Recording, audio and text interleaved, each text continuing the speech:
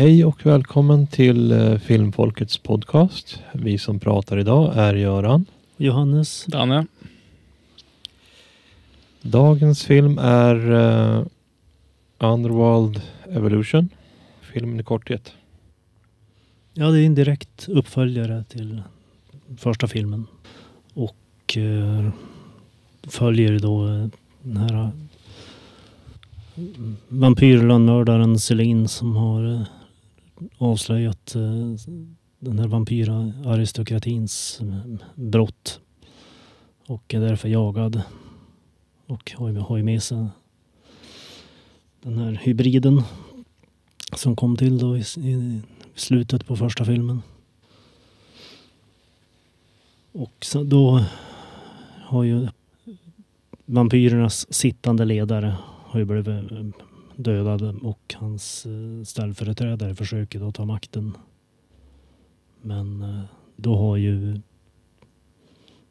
den äldsta, alltså första vampyren vaknat för att en tidig scen i tidigare filmen tog de död på en av de här varulvarna, Lycans forskare i salen som han låg nedsövd i.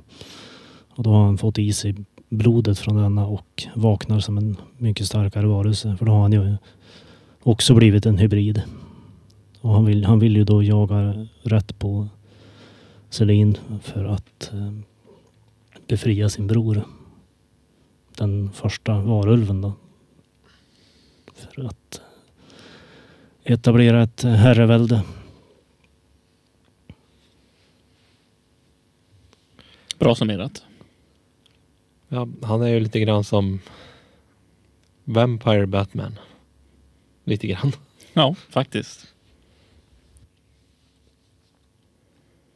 Vad tycker vi om skådespelarnas insatser? Jag tycker det är bra. Bra scener var och intressant och få se liksom lite mer bakåt i tiden och så sen tillbaka till nutid. Ja, de verkar ha mycket sånt i de här filmerna. De tycker om att hoppa emellan tidslinjerna. Ja, det är ju lite nödvändigt med såna här flashback-sekvenser i och med att deras samhälle har ju etablerats på 1200-talet liksom, och då har man lite såna där scener. För att det är ju en viktig del av filmen att den första varulvens fängelse byggdes ju av, det är något som avslöjas i filmen då, att Celines familj var ansvarig för att bygga hans fängelse. Och det är mycket tillbakablickar på sånt som att för att etablera karaktärernas motivationer och vad de är ute efter. Jag tycker också skådespelare gjorde bra insatser. Det var ingen som stack ut på ett dåligt sätt. Jag tycker de alla var trovärdiga. Nej, men jag är beredd att hålla med faktiskt. Det var ju intressant att liksom få veta hur Marcus var. Det var som att man fick reda på ganska tidigt i filmen att han var liksom the bad guy liksom. Ja, Marcus är ju den första vampyren då. Det kanske vi har glömt att säga. Det är ju en scen där tidigt i filmen då man kan ifrågasätta liksom, kommer han att vara en som hjälper Celine eller är han någon som är mer farlig liksom, och det är ju en bild som han krossar direkt när han liksom klargör att han låter ingen stå i vägen för hans plan. Ja, Marcus är mer sån som styrs av sina känslor. Istället för som Victor som styr liksom genom politik och ja, men visst, han etablerar diktatorskap liksom.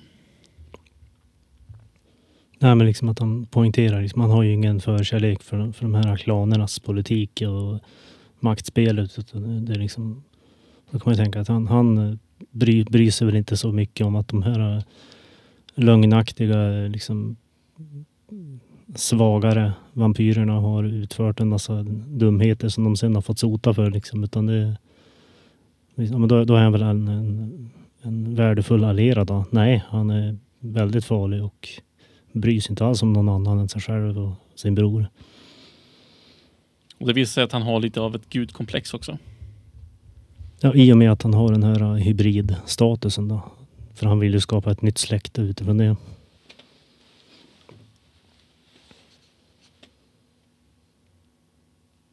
Jag skulle gissa på att han hade förmodligen planer på att försöka göra William till en hybrid också.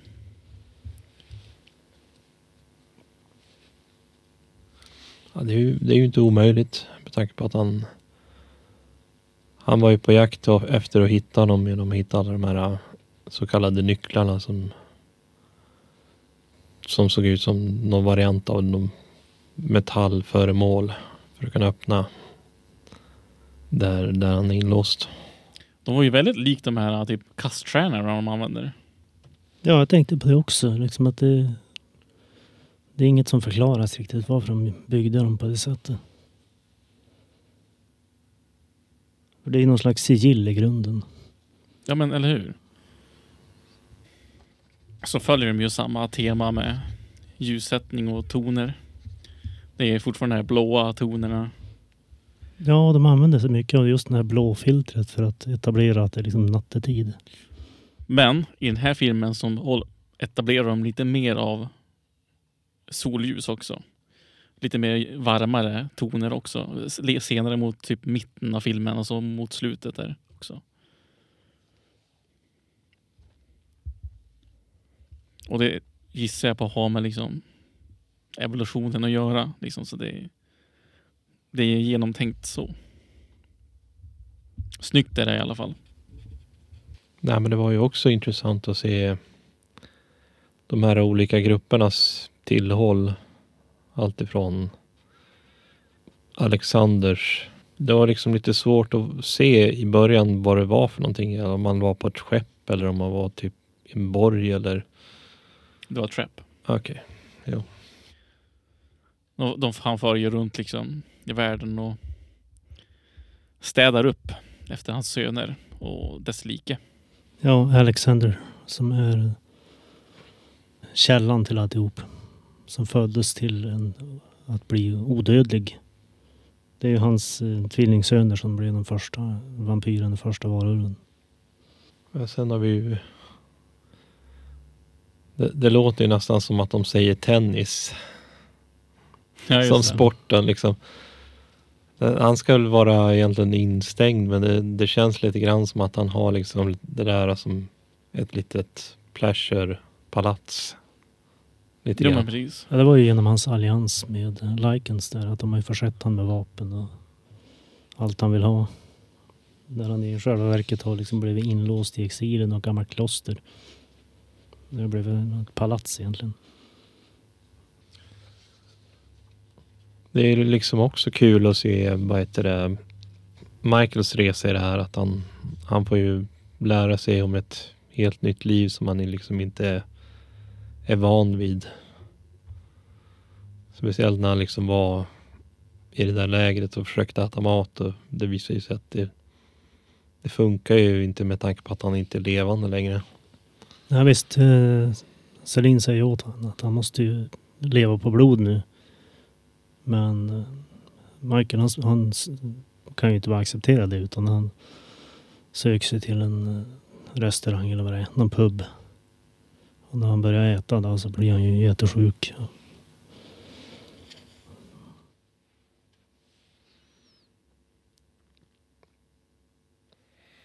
Kroppen avvisar mänsklig mat.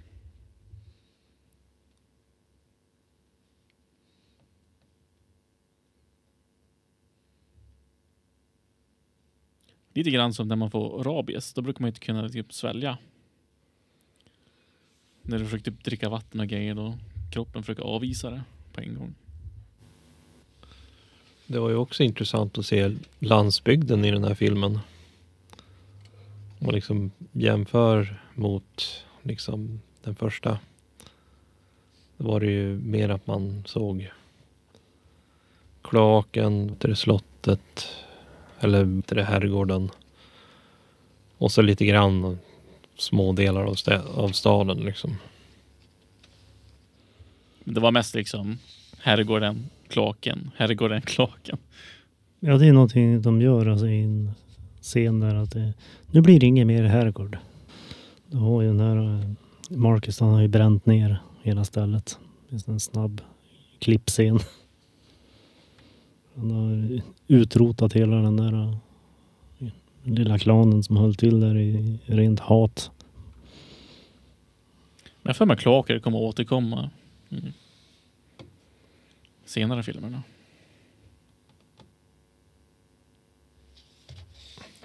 Tänkte du var ju ett lagomt tempo i den här filmen. Det var liksom ingenstans som du kände som att det saktade ner liksom. Ja, det är välklippt. Det håller bra tempo.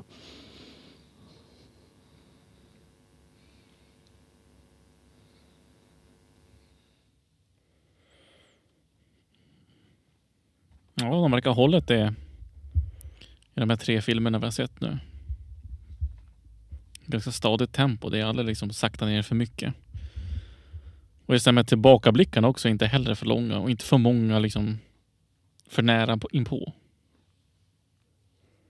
Och det tycker jag är bra.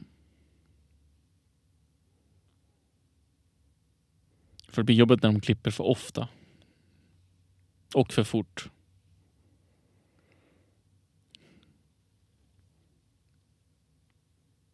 Det var faktiskt mindre klippningar i de här actionscenerna än vad det var i första och tredje filmen. Märkte jag.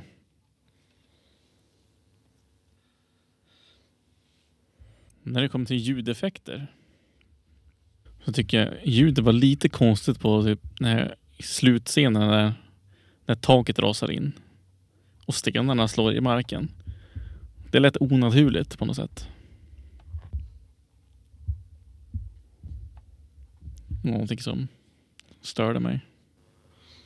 Sen hörde man ju väldigt mycket om ljudet från bladerna från helikoptern.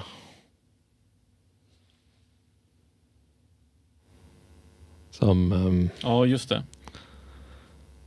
Celine fick använda mot Marcus.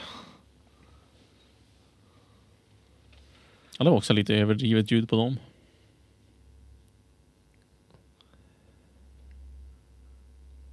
Cool scen dock. Jo, Putta in. det blev liksom lagomt mycket. Det blev liksom inte så här typ att det blev som ett enda liksom blodsplatter liksom. Det såg mer ut som ett spel. Tycker jag. Den typen av gore. Inte extrem.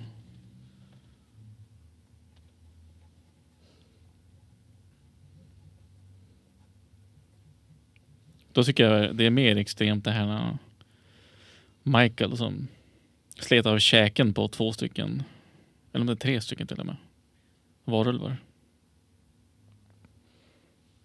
Det tycks vara ett pålitligt sätt att ta död på dem. Ja. De kliver inte upp igen i alla fall.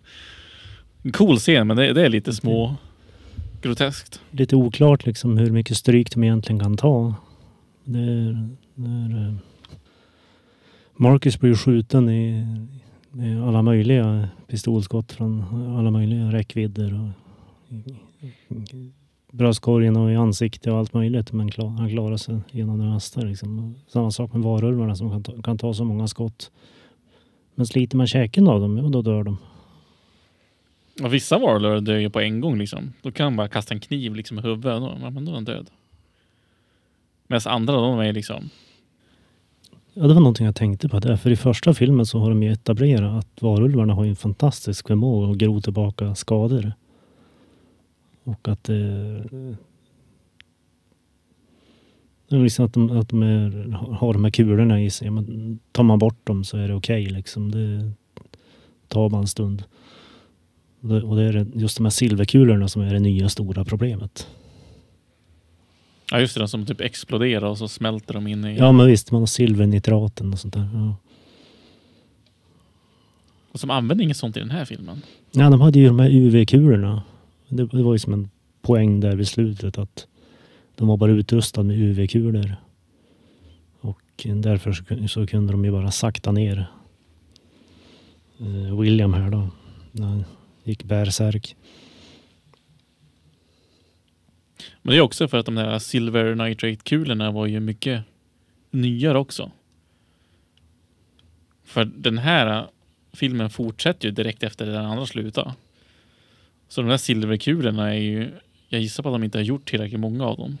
Nej, det var ju någon sån här... Bara att de hade liksom tagit ut UV-vätskan och stoppat in silver istället. Ja, så tekniskt sett var det bara några dagar sedan de hade uppfunnit dem. Så därför har de ju inte kunnat massproducera dem. Men UV-kulorna tycks de ha haft ett längre tag.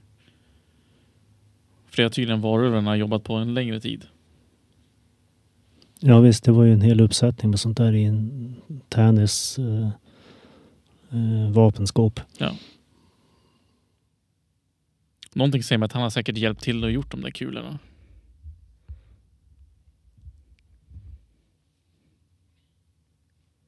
Med sin kunskap.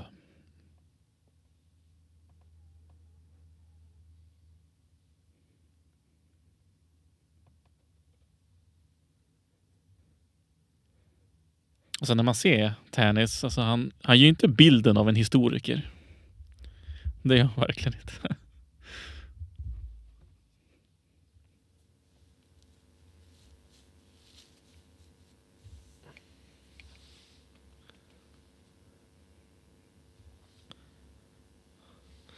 Tänkte du att de ska ha lite mer skägg och liksom, vad heter det, vara lite äldre? Alltså i vanliga fall när man gör typ en historikergrej så brukar de ha... De brukar vara lite mer refined. De brukar ha lite mer klass. Jag vet inte, den här killen hade inte klass tycker jag. Den har kanske eroderat lite i hans exil. Må så vara. Men i tillbakablicken såg han inte heller ut som en...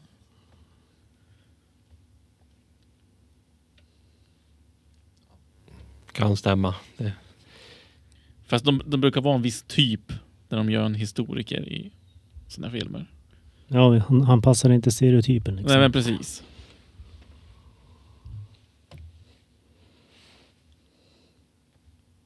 Fortfarande en bra karaktär. Det är bara någonting som stack ut tycker jag.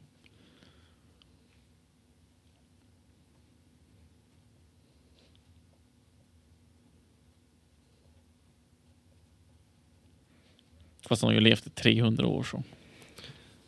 Jag tycker ju också att det är intressant hur Michael har växt som karaktär i den här filmen. Bara att han liksom försöker komma på sätt att hjälpa liksom Celine liksom, till exempel när de kom in i den där byggnaden och försökte liksom kasta en massa färg på fönstren för att liksom det inte skulle komma in solljus.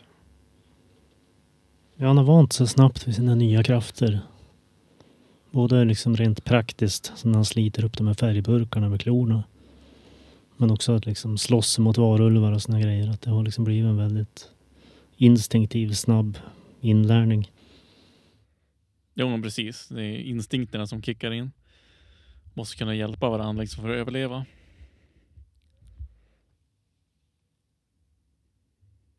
Han sa ju till och med det att han var inte redo att dö än. Nämnde han ju till Celine. Sen att han har liksom lite få mänskligheter drag kvar, att han ville försöka hjälpa henne genom att använda liksom en first aid med tanke på att det behövs egentligen inte, med tanke på att de kan ju sakta men säkert liksom. Ja men visst, de blir ju skjuten där. Ja. Och så blev hon ju bränd av solljuset. Men det läker ju fort så länge hon kommer bort från solljuset.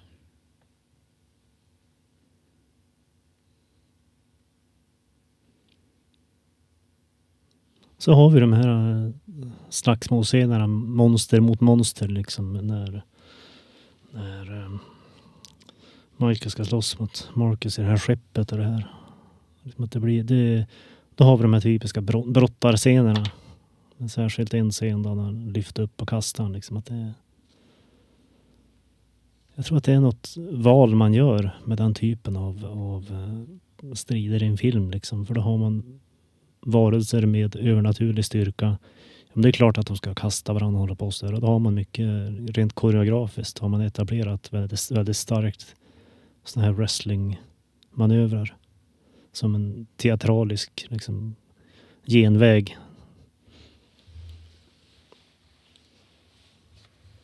Man har ju märkt det liksom på hur typ Marcus och Michael och hur de slåss jämfört med typ hur Celine slåss. Som har en mindre formfaktor och hon är ju mer skicklig när hon slåss. Som att hon vet ju hur man slåss så. De andra använder bara sin råstyrka. Ja, det ser man ju när de ska konfrontera de här ungerska poliserna eller vad det är. Liksom man bara glider mellan träden för att greppa dem i armarna. Bryta från dem. Skjutvapnen och kasta iväg dem. Liksom. Det är väldigt, väldigt smidigt. Och som med Mark så det är bara liksom råstyrka, liksom kasta genom väggar och som du säger brottningstekniker.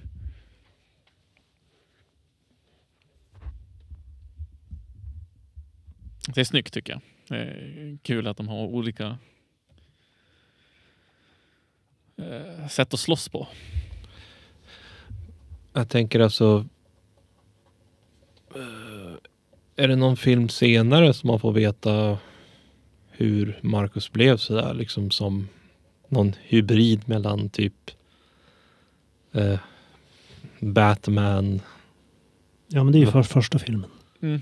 För att de avrättar ju den här tillfångatagna Lycan-forskaren i salen där de förvarar de här äldste vampyrernas kister.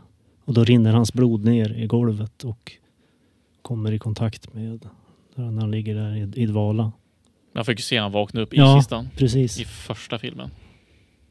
Att liksom droppa in i mun på han och så börjar han liksom vakna. Och då vet man ju redan sedan tidigare att den här kombinationen då leder ju då till en hybrid. Och jag gissar man har något att göra eftersom att han är ju en Corvinus. Det är just därför han kan mutera på det sättet. Som den första vampyren så har han ju en unik förmåga. Yeah. Och det gör ju att han har ju också en väldigt speciellt utseende. Och det var någonting jag tänkte på där. Liksom, just den där designen att som han ser ut med sitt fladdermusansikte och de här stora vingarna på sidorna. Det påminner jättemycket om de här Volkar-vampyrerna i Skyrim. Så jag tänker, då måste jag ha tagit inspiration från den här filmen kanske. Det är mycket troligt att de har gjort. Jag tänkte ju också lite grann, men det kanske inte har någonting med den här varelsen att göra, men lite likt från Jeepers Creepers. Ja, det har du rätt i. Jeepers Creepers. Det var ju liksom lite grann en varelse som också hade fladdermusvingar. Bara det att han var ju mer en varelse som tog saker från folk för att men behövde han liksom ett par ögon så tog han det från offret. Eller ja, men jag behöver ett par nya ben. Men alltså jag tänkte själva utseendet var som att jag tyckte att jag kände igen det på något sätt. Så har ju musiken också. Det var ju någonting som inte stod ut i den här filmen alls. Jag kan inte minnas någonting, alltså inte ens stämningen av musiken minns jag i den här filmen. Mest sådana här bakgrundsspår liksom. Ja, men alltså i vanliga fall så brukar man ju i alla fall märka den här gången. Alltså jag har ingen minne av den.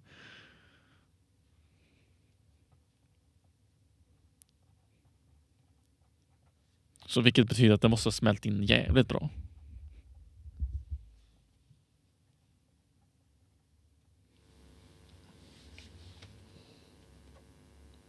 Nej, men jag håller med om det liksom. Jag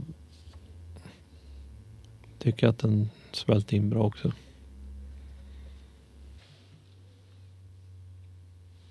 Det var faktiskt väldigt likt. Det var hemskt likt. Det såg han lite ut som någonting från Resident Evil. Ja, jag visar en bild här på The Creeper från Jeepers Creepers som referens. Såg ut som en blandning mellan där, vad heter han, Mr. X och Nemesis. Från... Ja, du har rätt i med de här kindflikarna liksom. Ja. Ja, du har ju också alla de här, vad heter det, Tyrant monsterna som de forskade fram genom typ hela, vad heter det, Resident Evil universumet. Ja, just det. Ja, det är en väldigt särskild estetik. Jag får med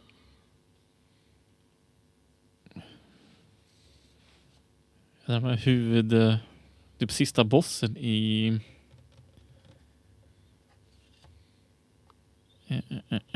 Vampire Masquerade-spelet ser också ut typ sådär. Om jag minns rätt. Tänker på The Sheriff. Jag tror det. Eller tänker du på Vukodlak från det äldre spelet?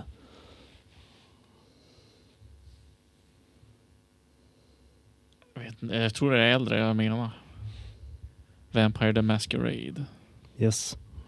Ja. För det är också väldigt likt. Liksom, det är sådana här ancient vampire som finns på ett skepp och så. Ja, och så som Simichi då, så har han ju en tendens att ändra sitt utseende till det värsta möjliga. Ja. Väldigt bra spel faktiskt.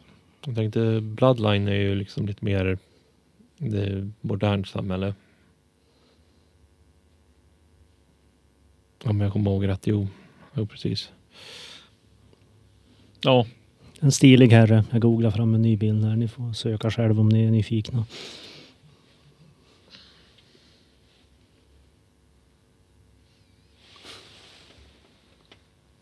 Nej, precis.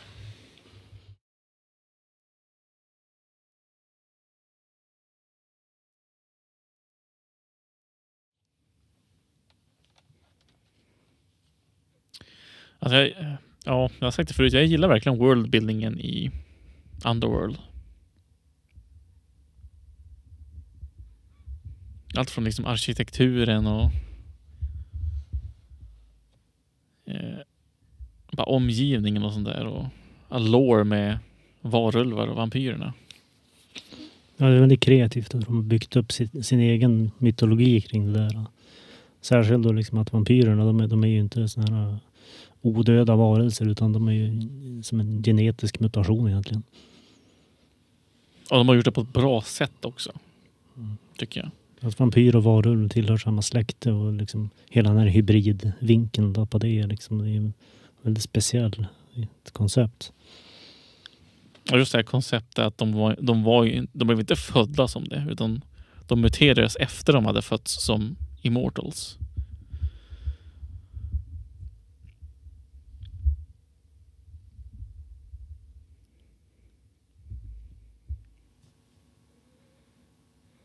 Ja, det är de första som är födda som sen smittar andra liksom. Och just liksom att det fortsätter det här med liksom att de kan ju fortsätta att muteras. Gör det ju mer liksom naturligt. Det tycker jag är häftigt. Tänkte, finns det någonting som skulle jag kunna ha gjorts annorlunda eller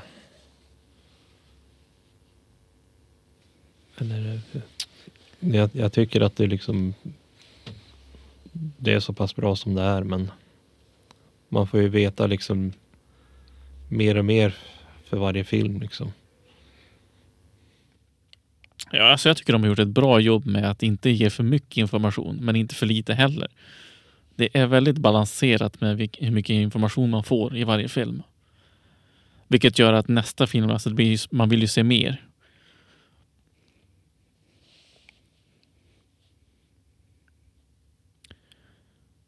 Men det finns säkert många sätt man kan göra dem bättre på. Men jag känner redan i den här filmen så var ju liksom animationerna bättre på varulvarna än första filmen.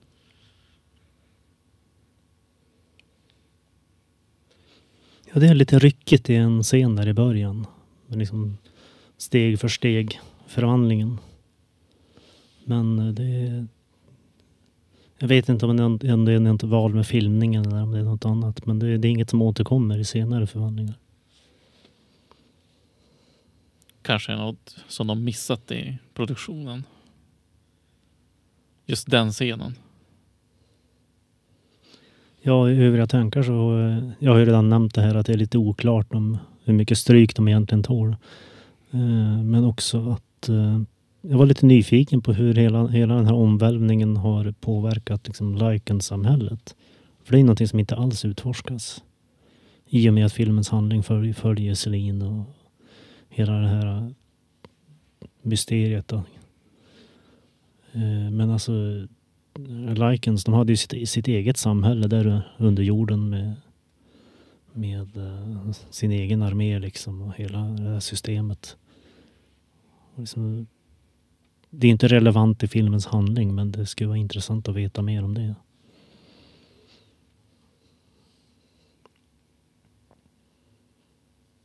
Och jag förmodar att de finns i andra delar av världen också. Ja, det var ju ett enormt problem där under medeltiden att de här vilda varulvarna sprang fria. Så det, jag kan tänka sig att det är lite mer utspritt. Och sen den nya formen av varulvar, de var ju ganska många också.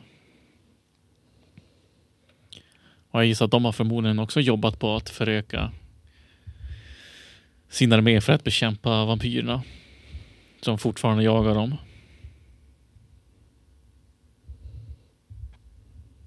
Det är någonting som skulle dra till sig mer uppmärksamhet också. För jag tänker liksom vampyrerna, de kan väl komma undan med att få till blod på ett eller andra sättet. Men i första filmen då nämns det ju till och med att varulvarna, de äter ju till och med folk. Liksom, att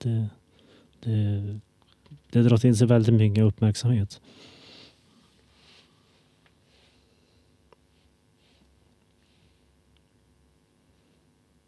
Så tänkte jag just den här slutstriden här med den här hängande helikoptern med rotarbladen som går runt så här, att det rent fysiken bakom det hela, det skulle ju vara omöjligt att vara så pass nära rotorn för den skulle ju suga in dem.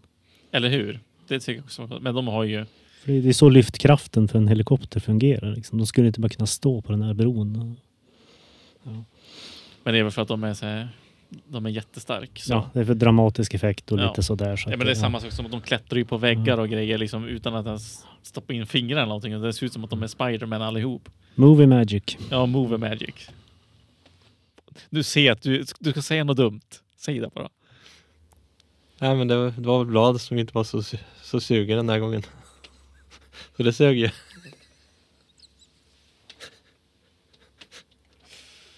Åh nej! Du var tvungen. Förlåt. Åh, herregud. Hemskt. Typiskt fredagar. Ja. Nej, men det är väl bra att få in liksom lite humoristiskt slag också. Ja, den här hade inte lika många humorscener den här filmen faktiskt. Ja, det var bara mötet mellan Marcus och Tennis.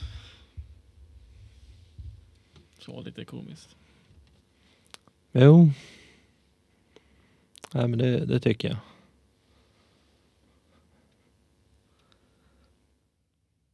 Annars är det typ det ska inte vara komiskt, men de här scenerna när det ska vara lite flashigt liksom, när hon ska ladda om sina vapen i slow motion och grejer, så Selin, hon hoppar från helikoptern till exempel. Det är lite komiskt hur hon gör det på. Hon hoppar liksom som en jävla typ atlet eller någonting i OS. Ja, lite medan de simhopp. andra, de hoppar liksom som man ska göra liksom. De håller ihop sig liksom, hoppar med benen neråt. Sen så, jag vet att det kanske inte är någon koppling, men sen när han började använda 2 pistoler så fick jag liksom lite Tomb Raider eller Lara Croft-vibbar. Ja. Ja, särskilt att hoppa runt en gammal slottsruin. Det var lite tydlig inspiration. Ja, det var väldigt, det har den där Tomb Raider-känslan. Jag minns inte om det var mer karaktärer i förra filmen som det var fokus på. För det kändes som att det var liksom lite mindre karaktärer i den här filmen som det var fokus på. Och det har rätt i. Det var mindre i den här. Ja, första filmen tog ju död på en massa av rollfigurerna också. Just det. Så det är sen i prequel då, som vi redan har avverkat, så får man ju se dem igen. Ja, just det. Kan någonting ha gjorts bättre? Ja. Hade det blivit mer snyggt med liksom en sån här Vampire Batman-armé som kommer i bakgrunden, som flyger runt. Eller hade det blivit alldeles för cheesy? Alltså det hade ju kunnat varit coolt. Nu minns jag inte om man får se det i de senare filmerna, men jag hade velat se mer typ någon flashback från Alexander Corvinus sida. Från liksom när han fick sina söner. Jo, jag minns inte. Han blev väl inte intresserad i förra filmen? Nej. Nej, precis. Så Det nämns ju bara liksom vart det kommer ifrån. Ja, men precis. Men han fick aldrig se någon flashback och se honom. Det var första gången man mötte honom. Vi visste inte om han levde ens.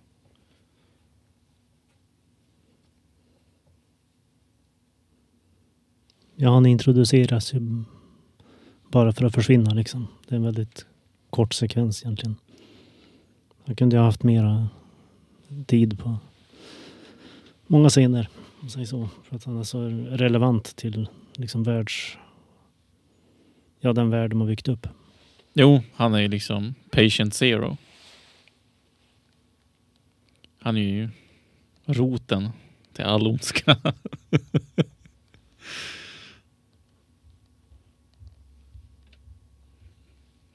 Och de påpekar att han var också liksom stark. Liksom, han skulle kunna slåss mot dem. Men just på grund av att det är hans söner så vill han inte.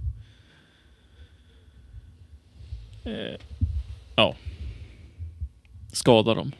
Ja, även om de är monster så har han ju en väldigt stark liksom, ideologisk kärna där. Att han ska absolut inte skada sina familjemedlemmar. Men han städar gärna upp efter dem. Och i det perspektivet så är ju han och hans egna ansvariga för, vad var det, 100,000-tals döda över århundraden. Så det är hans moraliska kompass är nog lite vriden. Ja. Men samtidigt så försöker han ju att skydda mänskligheten också. Det är som att de dödar ju inte människor heller. För när de gick och skulle rensa evidence från den här bunkern så tog de inte ihjäl de människor som var där. Nej, visst, de bara förstörde spåren. Så liksom det är som att han vill inte skapa mer död.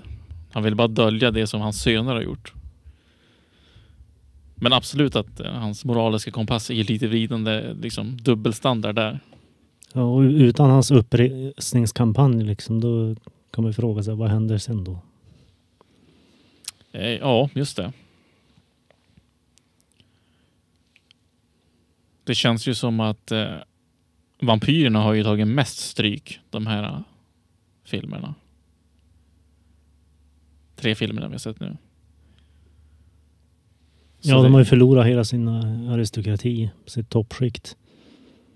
Och de hade det här slottet de hade har ju brunnit ner och det är mycket sådär, och deras system har ju fallit sönder totalt. Medan liksom varulvarna, de har ju inte haft någon fokus på dem, så de har ju måste gjort något annat i bakgrunden då. Ja, de förlorar ju sin ledare, men utifrån det så.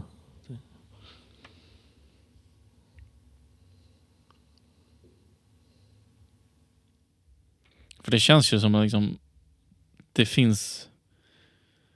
Med tanke på att de har tagit fram de här UV-kulorna och grejer, så att de har ju större så här, research teams någonstans bland människorna. Så de har ju också byggt upp, liksom, det är inte bara de här klakerna som man fick se i ettan, känns som. De har mer som vi inte fått veta. Det är det jag gillar också med de här filmerna. Alltså, de ger ju såna här små korn av information som man inte tänker på när man ser filmen först. Ja, man får mycket att tänka på. Ja. Liksom i grunden kan det verka som en väldigt enkel, riktad... ja, det är en action-thriller i princip. Ja, men precis. Det är mycket flashiga scener och sådär. Liksom, men det har ju faktiskt en väl etablerad liksom, bakgrund och värld kring sig. Liksom. Så det är väldigt genomtänkt.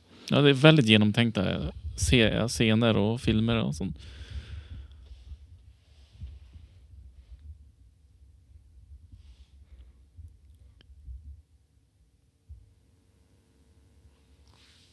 Ja, jag vet inte, men det finns nog inget mer att säga liksom, om man kan ha gjort det bättre, tycker jag. Ja, men det är ju ungefär samma här.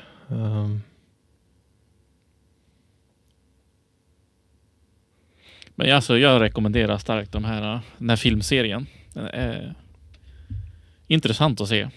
Jag gillar den här taken på vampyrer och varulvar. Nej, men alltså, jag har ju tänkt att se de här filmerna väldigt länge, men det är väl att jag inte kommer till skott sen nu liksom, så att det är det som är kul, att man får chansen att liksom se mer filmer och filmer som man liksom inte kommer på att ja, men den här skulle man kunna se.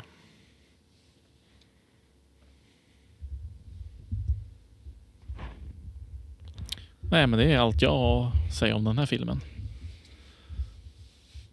Det är ju frågan, eventuella idéer till nästa gång. Om vi inte kan komma på något mer. Det är väl Dune då, om vi är allihop. Och är vi inte det, så då ser vi väl om det är någon som har kommenterat någon film kanske. Som någon som har rekommenderat någonting. Det hade varit kul. Ja, alltså det är ju... Ja, ni som lyssnar, skriv gärna en kommentar. Prenumerera gärna. Prenumerera gärna på Studio Rex. Ni hjälper både oss och andra projekt inom Studio Rex, så att det skulle göra oss glada. Och gilla gärna inlägget.